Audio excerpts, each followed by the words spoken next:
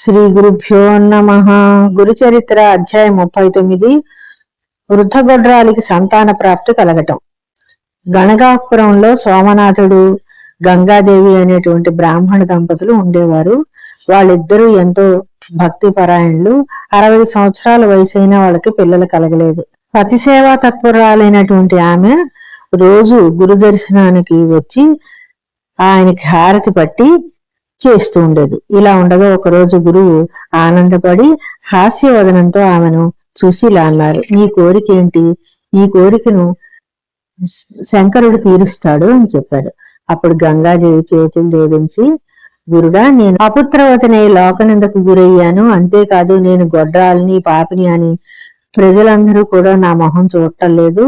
బిడ్డలు లేని వారికి ముక్తి లభించదు కదా, అందుకని నాకు సంతాన భాగ్యం కలిగేలాగా ఉంచు. ఈ జన్మలో ఎలాగో లేదు, వచ్చే జన్మలో అయినా సరే నాకు సంతానం కలిగేలాగా వరం ఇమ్మనమని ప్రార్థిస్తుంది.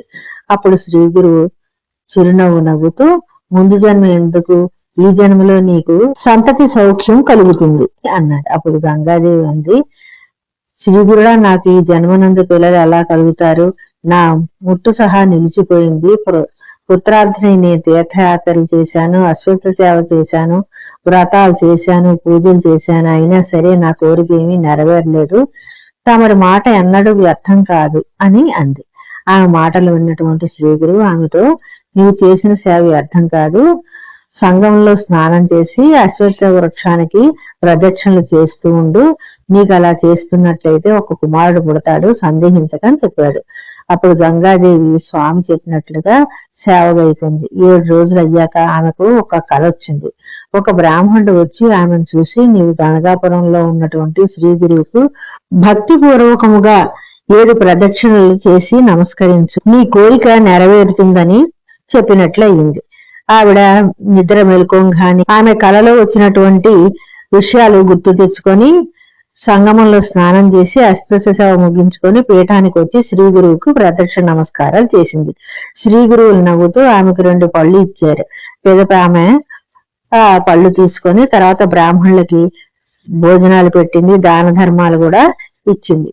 ఆ పళ్ళు తిన్న తర్వాత ఆశీర్వాద బలంగా వృద్ధ దంపతులకు ఒక కన్య పుట్టింది. జ్యోతిష్యులు ఈ బాలిక 8 పిల్లల తల్లి అవుతుందని చెప్పారు.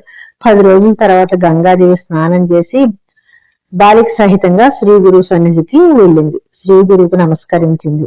శ్రీ గురువు అంటారు కదా, ఈ బాలిక శతాయుషి అయి పుత్ర పౌత్రికలతోటి ఉంటుంది అని చెప్తుంది. ఈమె పతి కూడా ఎంతో జ్ఞాని అయిన వాడు దొరుకుతాడు. ఈమె పతివతరై అందరికీ పూజ్యురాలు అవుతుంది అని చెప్పేసి చెప్తారు.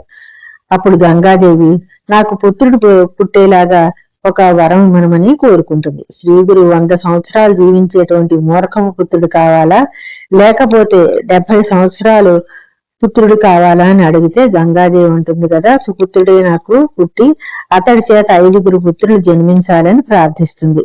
ఆ విధంగానే ఆమెకు వేదశాస్త్రజ్ఞుడైన పుత్రులు పుట్టి 5 పుత్రుల్ని కంటాడు. శ్రీ గురుమూర్తి భక్తవత్సలుడు. ఎవరు ఏకీభావం చేత అతన్ని పూజిస్తారో వాళ్ళకి దైన్యం అంటూ ఏమీ ఉండదు. సత్యముగా శ్రీ గురువు మనకు వేడినది ఇస్తూ ఉంటాడు. ఏ విధమైనటువంటి సంశయం లేకుండా ఆయన్ని మనం స్మరించినట్లయితే మన కోరికలన్నీ కూడా నెరవేరుతాయి. 39వ అధ్యాయం సమాప్తం.